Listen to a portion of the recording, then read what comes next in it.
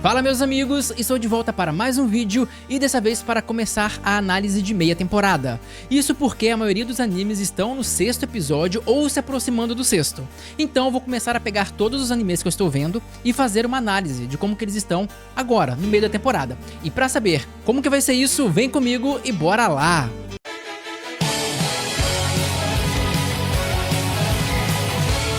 E meus amigos, eu vou começar falando de Watashi no Shiawase, que é um anime muito característico e muito à parte, porque ele foi um dos animes que eu mais gostei de acompanhar no início da primeira temporada, mas logo depois ele começou a se tornar um anime cheio de altos e baixos.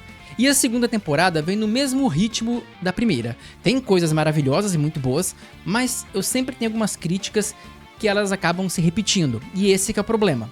Porque assim, em resumo, o Watashi começou muito bem, porque eles colocaram a Miu, que é a protagonista, em uma situação extremamente caótica, dramática e que justifica todos os traços de personalidade dela, como os medos dela, as inseguranças, a falta de autoestima. Tudo isso é muito bem justificado pelo início.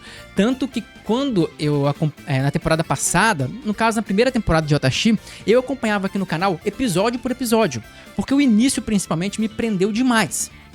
Só que depois começaram a ter alguns erros, algumas incoerências, principalmente com o estrume do Arata e também com o Kudo, que fez umas paradas muito nada a ver. Então, o final da primeira temporada já não foi tão bom, embora o último episódio tenha sido sim fantástico, de Watashi.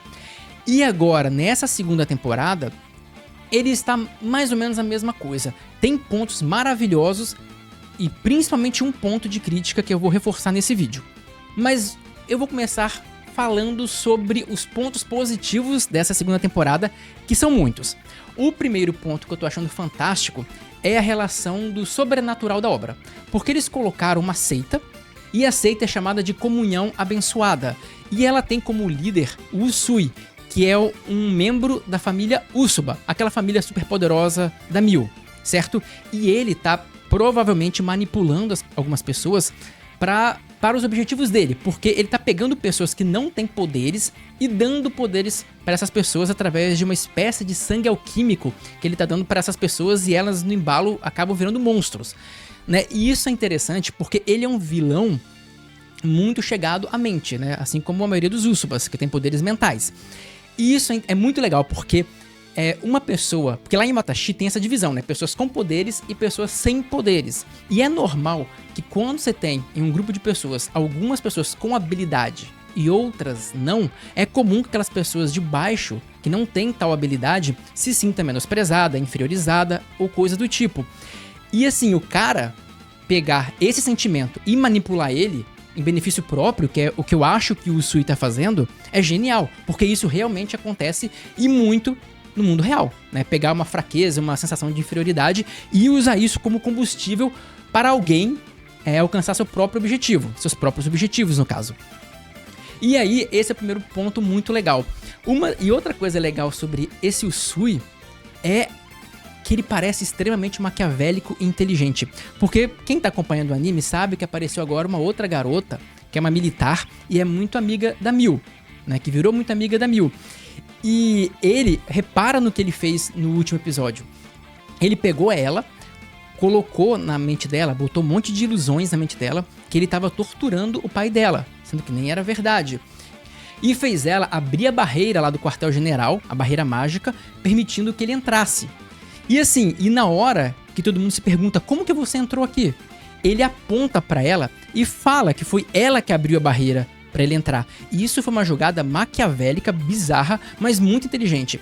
Porque vocês vão notar que muita gente lá no quartel-general vê essa garota como algo indesejado. Porque ela é muito boa, tem toda aquela trama do anime que vocês devem estar acompanhando.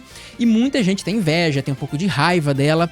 Então ela seria o bode expiatório perfeito. Ela é a vítima perfeita. E além disso, ele tentou de alguma forma jogar a Miu contra a amiga dela, já que elas eram grandes amigas. Então a jogada dele foi extremamente maquiavélica e muito legal. Outra coisa fantástica são os poderes do Usui, porque ele mexe com a mente, mas ele consegue alterar os sentidos todos e ele é extremamente poderoso. Então assim, ele pode fazer você ver qualquer coisa que ele queira, ele pode alterar suas memórias quase que livremente. Então assim, ele pode fazer você ouvir o que ele quer, tudo. E assim, é muito legal que na hora da batalha, ele faz uma pessoa ver outra coisa no lugar do seu companheiro. Então é como se eu tivesse aqui, eu e o Osvaldo, aí eu tivesse vendo, no lugar do Osvaldo, eu tivesse vendo um monstro, mas é ele, e ele, ao invés de estar me vendo, estaria vendo outro monstro. Então a gente começa a lutar, sendo que a gente tá lutando entre amigos, mas cada um acredita que tá lutando contra um inimigo. Isso é uma jogada muito legal, muito inteligente, poucas vezes usada. Outro poder muito legal que ele usou foi quando um cara foi pra cima dele com a espada. E aí ele faz aparecer como se fosse um abismo à frente da pessoa. Por quê? Porque é um instinto. O medo, um reflexo assim, você nem pensa. Se aparece um abismo na sua frente, o seu cérebro nem dá tempo de raciocinar. Falar, não, isso deve ser uma ilusão. O seu medo, o seu reflexo, age na hora. Então ele para por um instante, olha pro abismo, fica com medo e leva uma facada do Usui. Então assim, essa parte do sobrenatural, daquela comunhão abençoada, de toda essa parte de mistério e ação, tá bem legal. Fora isso, colocar essa garota, essa que foi manipulada pelo Sui, a amiga da Miu, colocar ela foi uma adesão muito boa pra obra. Por quê? Porque assim, em uma obra complexa e profunda como o Watashi se propõe a ser, é muito importante que os sentimentos e os vínculos entre os personagens não fiquem limitados somente ao romance. Porque, cara, vamos convir, na sua vida, não importa se você é casado, tá namorando, ou seja lá o que for, você ainda vai ter outros vínculos além da sua própria esposa ou marido. Né? É saudável que isso aconteça. Então, assim, quando tem uns romances que parece que só existe um na vida do outro, isso se torna um pouco superficial. E o Watashi colocou essa garota para ser literalmente uma melhor amiga da Miu. Então a obra não só mais está bonita no sentido romântico, ela está bonita também no sentido de amizade, porque, cara, uma amizade bem trabalhada, uma amizade bonita é realmente algo fantástico que tem que ser explorado. E essas duas estão fazendo isso com louvor, porque teoricamente elas tinham tudo para ser rivais, visto que essa garota aí, ela foi quase noiva do Kudo. Então poderia haver uma rivalidade entre elas, e ainda tem esse ponto de que o Sui usou ela, né, para entrar e quase pegar a Miu. Então elas tinham de tudo para serem inimigas, mas não. Os laços delas estão cada vez mais fortes, mostrando que são duas personagens que estão evoluindo, que são muito bem intencionadas, e a proximidade delas tornou a obra algo mais grandioso. Valeu muito a pena colocar essa personagem na obra. Só que agora vem também os pontos negativos. E na verdade é um ponto negativo, e eu tenho certeza de que quem acompanha o canal com mais frequência já sabe o que eu vou falar. Que é o fato de que algumas coisas em Watashi se repetem à exaustão, né? E eu achei que eu ia ter mais uma crítica ao Watashi, que eu achei que o Sui ia conseguir sequestrar a Miu. Eu ia falar, porra, mas não é possível, ela foi sequestrada pelo Saimores, ela foi pega pelo Arata, e agora o Sui, será que não vai ter uma vez que eles vão conseguir defender essa mulher? Mas felizmente eles conseguiram dessa vez, né? E o Sui não conseguiu capturar ela. Mas o Watashi, de forma geral, ele repete algumas coisas, principalmente aquele hábito enjoado de fazer aquelas humilhações públicas e de colocar personagens vilanescos que parecem aquelas megeras, mequetrefes de novela da Globo. Sabe? Isso é uma coisa que me incomoda muito. E no início eu não reclamei tanto, que tinha a madrasta dela e a Kaia, que é a irmã dela. Beleza, eu até entendi, elas eram extremamente megerinha, aquelas coisas bem de novela da Globo mesmo, eram chatas pra caramba.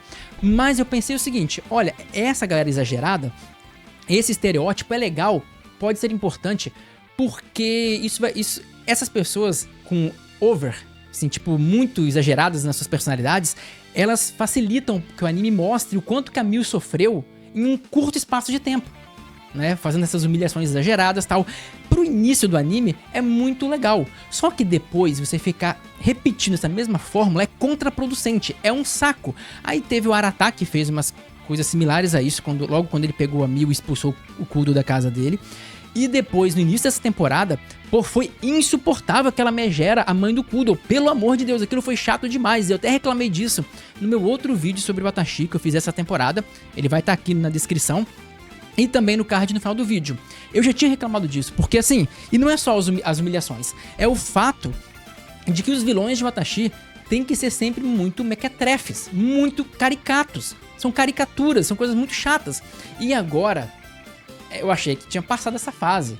Mas não, teve um outro chilique ali que pouca gente talvez tenha notado, mas que foi muito desagradável. Que foi daquele guardinha, um cara lá que tinha inveja dessa amiga da Mil, porque ela era melhor do que ele na espada e tudo mais.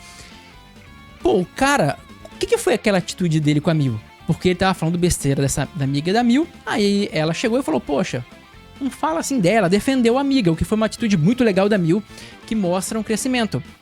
Mas aí ele vai dar um pitizinho, sabe aqueles... Tipo, parecia a madrasta do Kudo, a mãe do Kudo, ou a madrasta da Mil, foi outro piti desnecessário. Assim, e eu queria entender qual que é o fetiche, desculpa falar isso, mas parece um fetiche. Qual que é o fetiche dessa autora em botar sempre esse tipo de tentativa de humilhação gratuita nas obras? Assim, eu não sei em que mundo ela vive, mas alguém precisa avisar pra essa mulher que, assim, as pessoas, até quando querem humilhar as outras pessoas, elas não são tão patéticas assim. E eu não tô dizendo que, eles humilham demais. Você tá dizendo que não existem pessoas que são tão más assim? Não, existem pessoas que queriam fazer isso, mas mesmo as pessoas que querem, elas não fazem porque isso é ridículo, é patético, é pagação de mico, sabe? É muito caricato, é muito coisa de novela da Globo, sabe? E assim, cara, no mundo não é assim que a coisa funciona, entende? Pode ter um ou outro que faça uma coisa parecida, mas não é assim normalmente, sabe? E isso já está pra lá de cansando. Por exemplo, esse cara falou um monte de coisa, reclamou que a outra era uma mulher e tal. Porra, se queria colocar um cara pra fazer essa pegada de desprezar ela porque ela é uma mulher e tudo mais, quer saber uma forma interessante de fazer ele menos caricato? Vamos dar alguns exemplos aqui. Ele poderia muito bem ser um cara, um personagem de um cargo um pouco mais alto e não mandar nunca ela pra uma missão importante. Mandar ela sempre pra missões menores e botar caras piores do que ela para missões melhores, né? E aí quando alguém questionar ele, fala, olha, eu não confio nessa garota pra ver essa missão não. Não sei, eu não acho que uma garota dessa idade, que ela é nova ainda, né? Que uma garota dessa idade tem psicológico pra aguentar essa missão não. Então deixa ela com isso aí mesmo.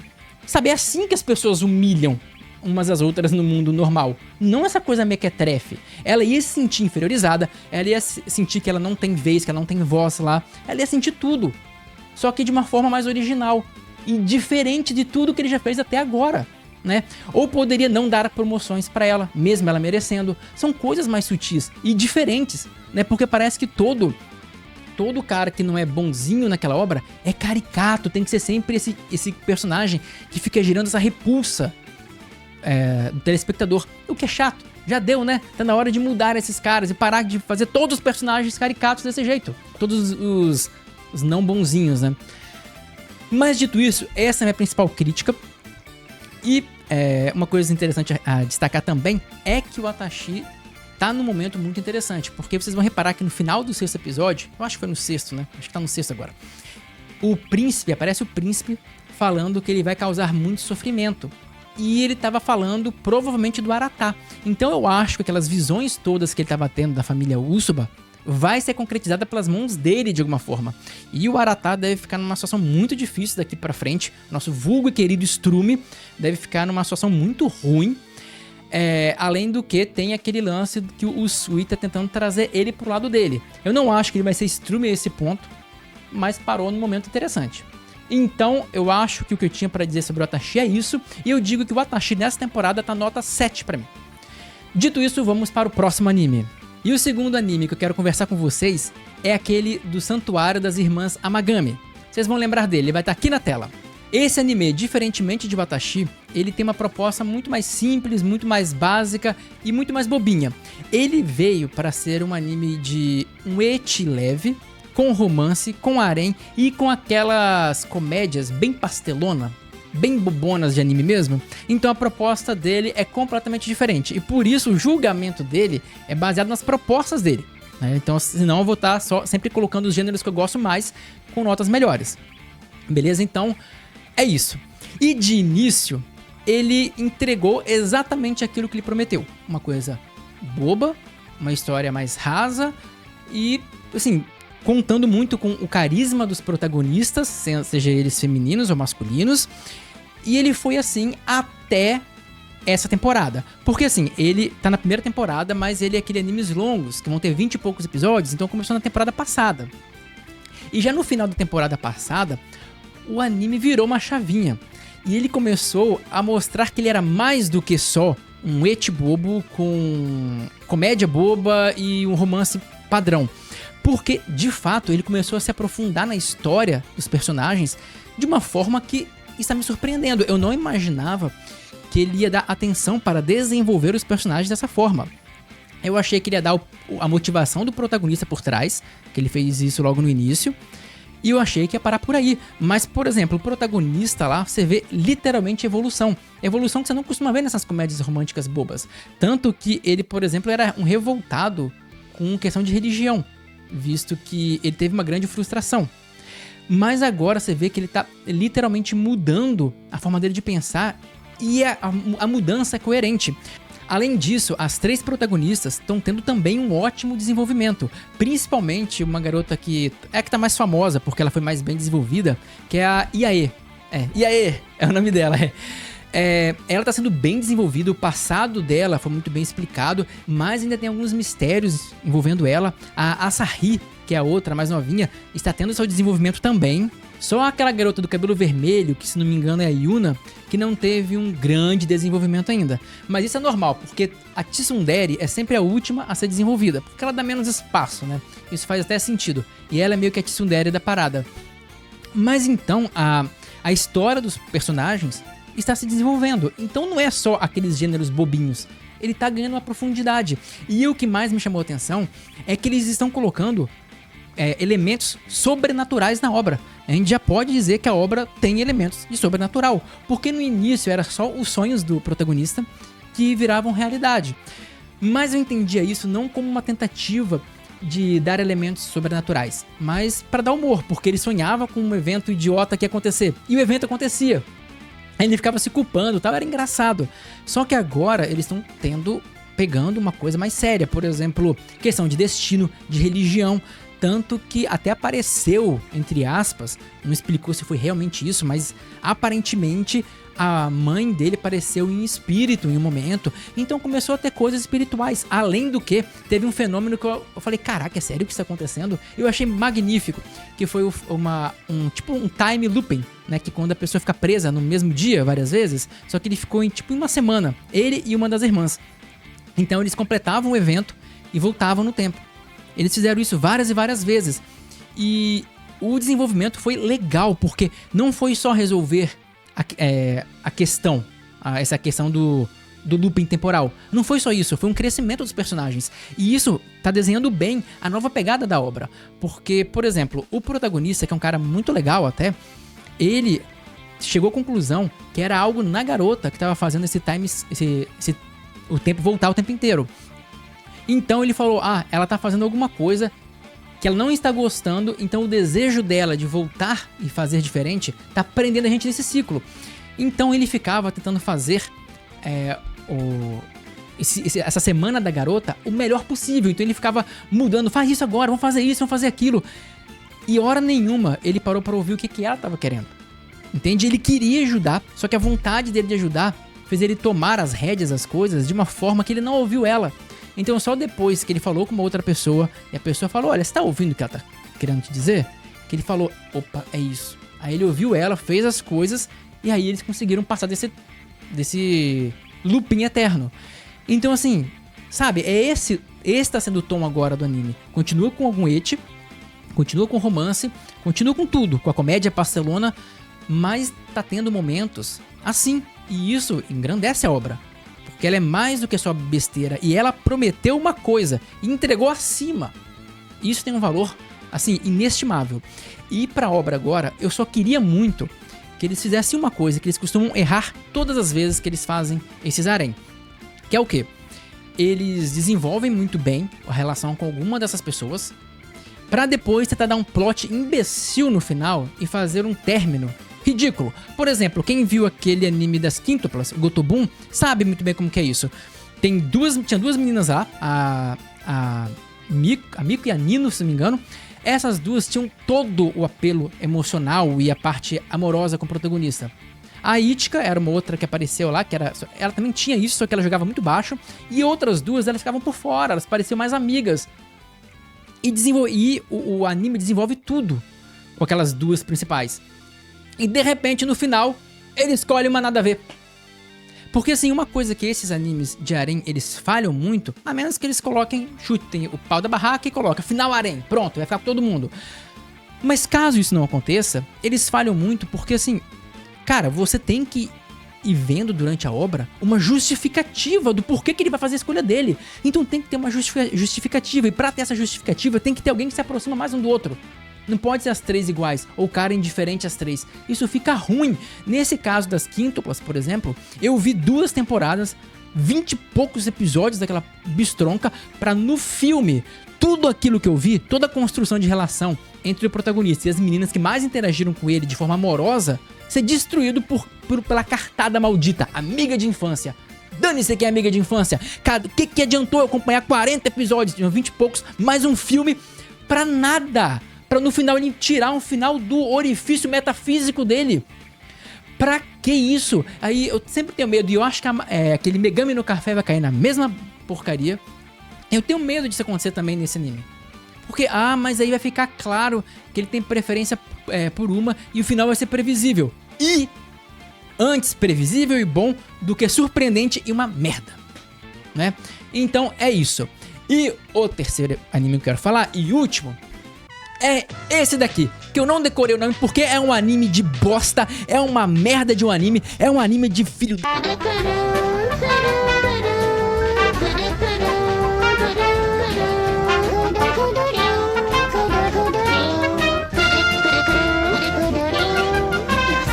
Daquilo não faz nenhum sentido. É um anime sem razão.